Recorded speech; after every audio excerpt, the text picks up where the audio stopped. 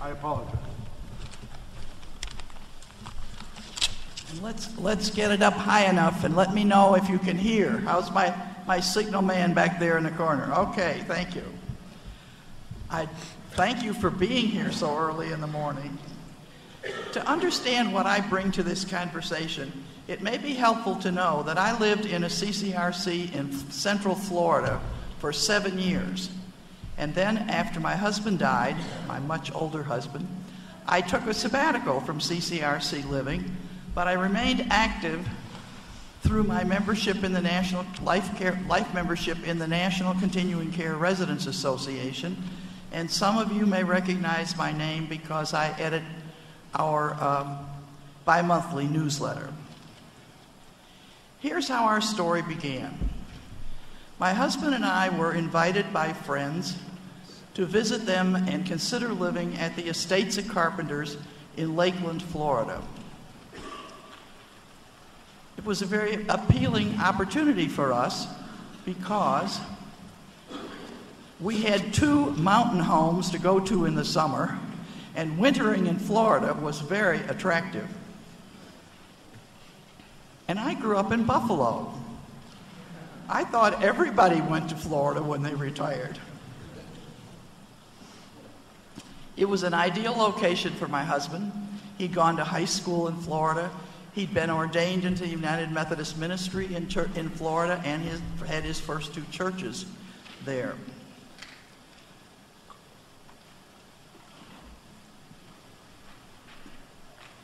The entrance fee was quite reasonable, and after making a visit, we found we were very fortunate to find a first-floor apartment close to the dining room, close to the mailboxes, and best of all, close to the nurse's station. So thus it was in 2001 that my 84-year-old husband and I, at age 69, moved into the estates at Carpenters to find myself one of the youngest residents there. There's much to like about CCRC living in Florida. There's strong oversight by the Department of Insurance. There's a very active and strong state residents association, and many of the communities have very active resident associations. Carpenters had an independent residents association with its own revenue stream. We had monthly council meetings. Over breakfast, we would meet for an hour and then invite our CFO and our CEO to come in and meet with us. And we would have, by that time, ironed out any issues that we wanted to know what we would be discussing with them. We appreciated regular financial reporting to the community by our CFO. And 2 residents sat on the board of directors, though it remains a source of frustration that they do not have a vote. The geographical location was appealing to us as well. We were close to 2 very good airports, Tampa and Orlando. MacDill Air Force Base was only an hour away, and our monthly Friday morning visits coincided with parachute jumping practice. For me, being in a college town was important because my career was in higher education, and Florida Southern College offered us many cultural and intellectual opportunities, and we were very near a medical clinic where all our doctors were. After my husband's death, I waited the recommended 1 year before returning to the lovely mountain home that I had built in 1998 on the campus of the University of the South in Sewanee, Tennessee. And I had never lived in it full-time since I had remarried then. My preliminary plan was to take a 5-year or more sabbatical from CCRC living.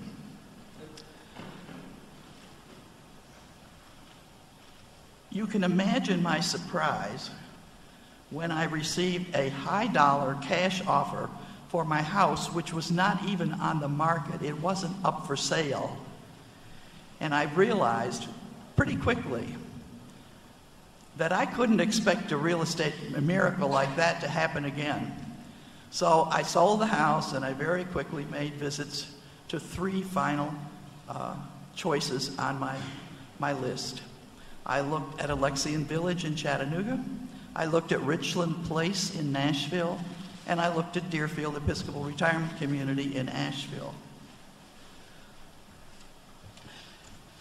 I had a list of criteria that were very important to me because in my work with the National Continuing Care Residents Association, I had already visited over 30 CCRCs.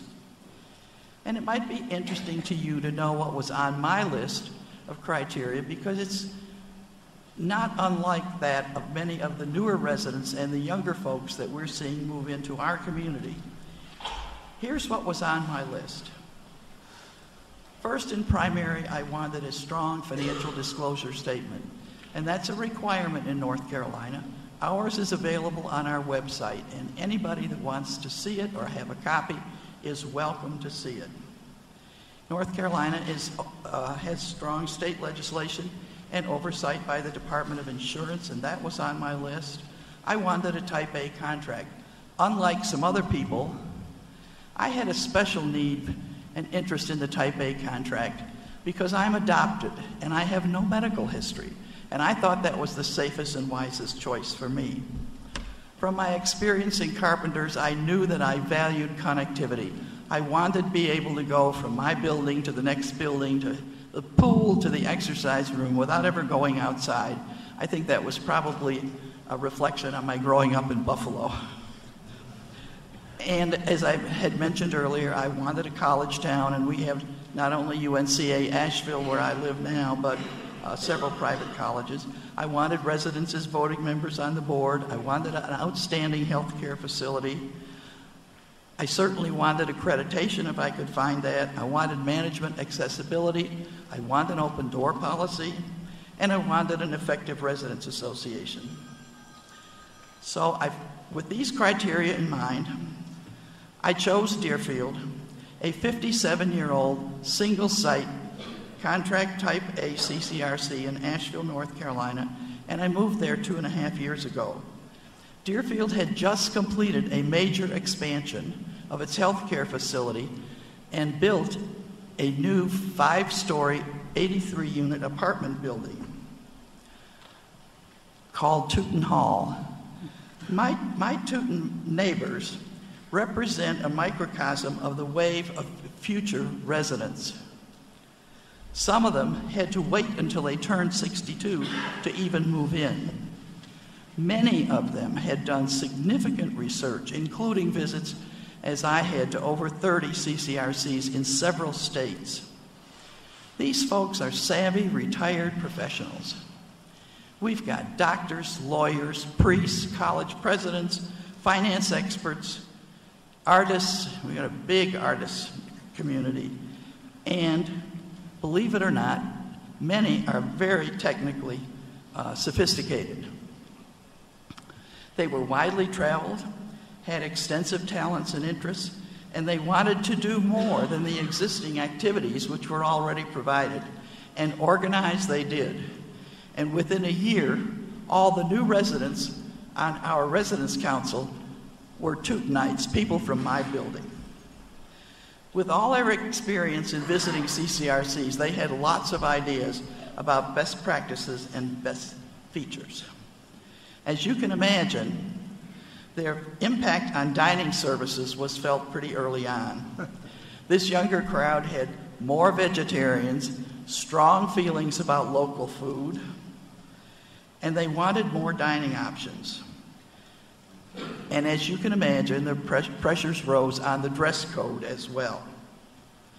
So from my experience, what do I think CCRC providers can learn from residents?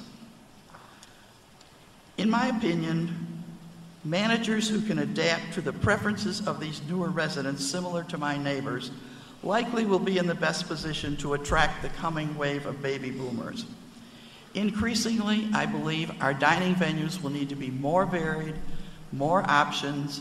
I think they may need to look more like some of these college dining halls with all these stations you can go to, and you can get such a variety of things.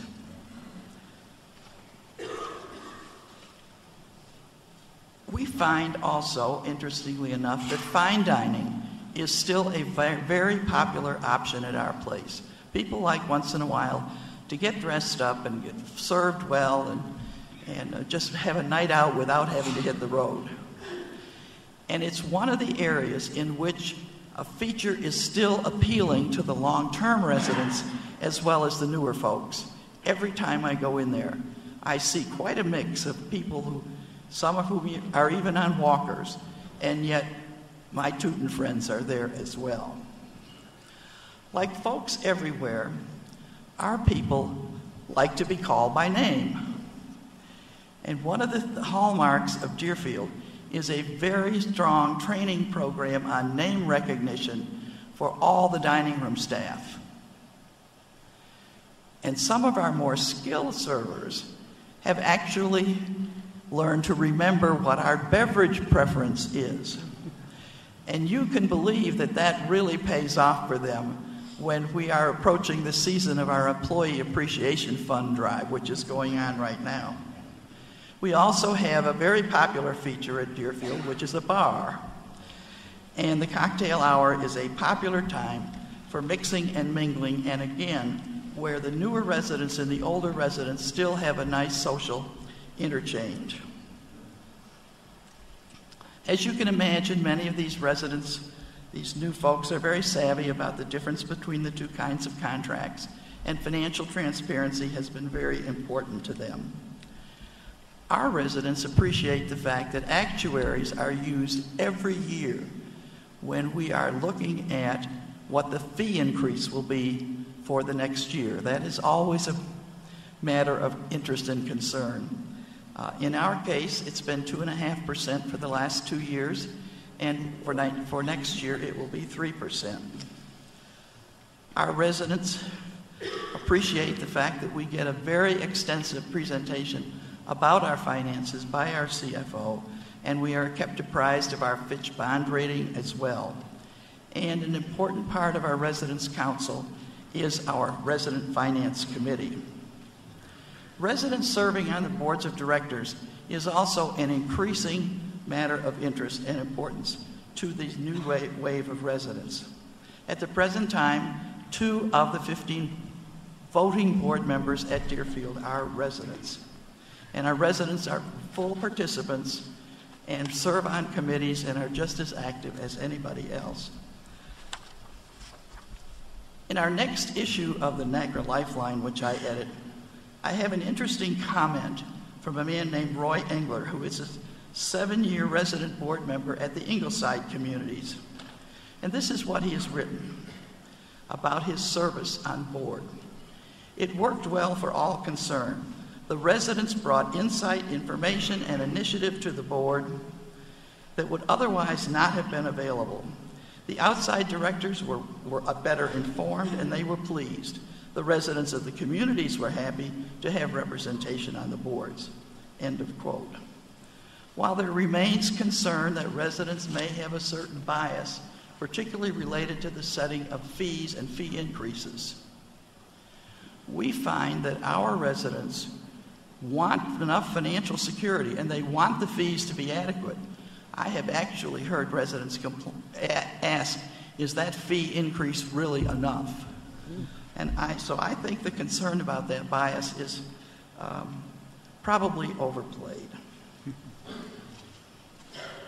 Today's residents are pretty savvy about how things work, too. They have figured out that it's pretty hard to enforce rules. They do not respond well to the thou shalt nots. They respond much more favorably when asked to cooperate and given the reasons why. They want a happy home just like everybody else.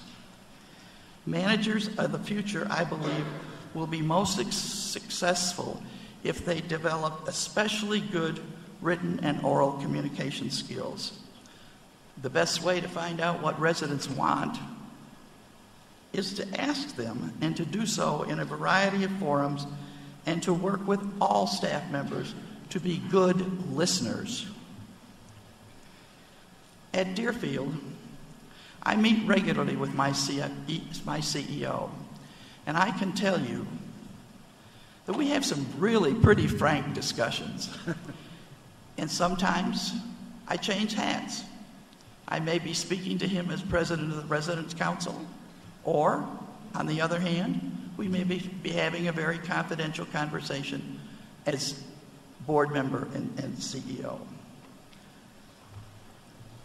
We also have monthly meetings with our CEO has monthly meetings with our residents. And they are informed of a variety of things. They may be about risk management, they may be about scams, they may be about safety issues. There's an annual health review, but there's always an opportunity for questions. And believe me, the residents don't hold back at all on the questions, and they know that they're going to get a good and fair answer.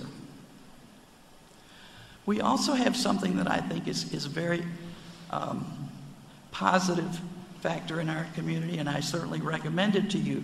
Annually, we have a retreat of our board and our council members, our resident council members.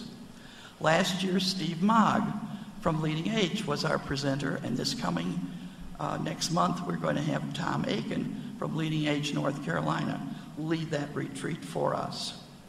We're also very fortunate that at least 4 of our board members have family members currently living in some phase of our facility.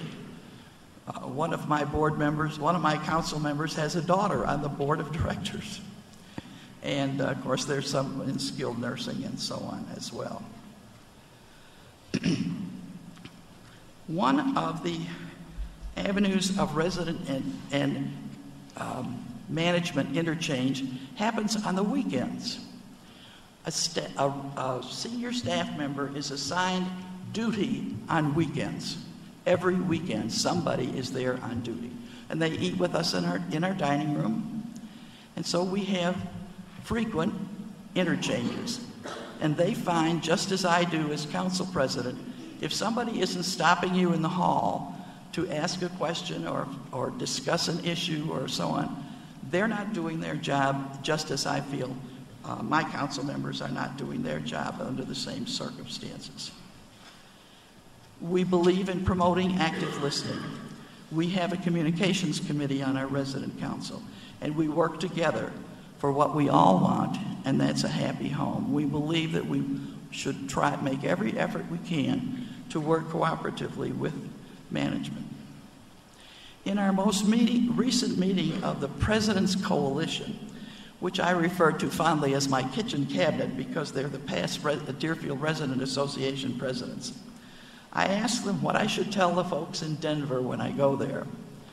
And the answer was spontaneous and quick and absolutely total agreement, unequivocal. Communication, communication, communication. So in closing, let me tell you something I believe. I believe that effective listening helps build relationships, solve problems, ensure understanding, resolve conflicts, and improve accuracy. In the workplace, effective listening means fewer errors and less wasted time. At home, it develops resourceful and self-reliant kids who can solve their own problems. Listening builds friendships and careers. It saves money and marriages. I certainly believe that effective listening is one of the hallmarks of a CCRC with prospects for a bright future. Thank you.